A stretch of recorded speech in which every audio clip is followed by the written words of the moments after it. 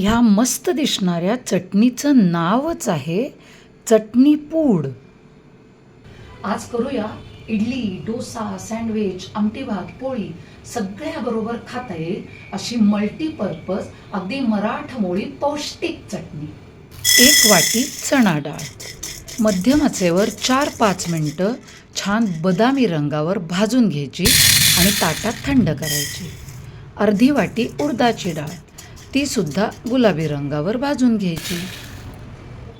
पाव वाटी तांदूळ ओल्या फडक्याने पुसून घेतलेत, हे सुद्धा असे छान गुलाबी बदामी रंगावर भाजून हे सगळं थंड करायचं। त्याच गरम कढईत 2 चमचे धने अगदी 1-2 मिनिट परतायचे। 1 चमचा जिरं ते सुद्धा मिनिटभर परतून घ्यायचं।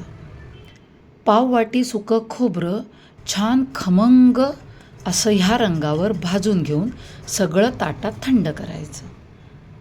2 चमचे तेलात अर्धी वाटी कढीलिंब चुरचुरीत होईपर्यंत परतून त्याच्यात 8-10 या तिखट लाल मिरच्या परतून घ्यायच्या।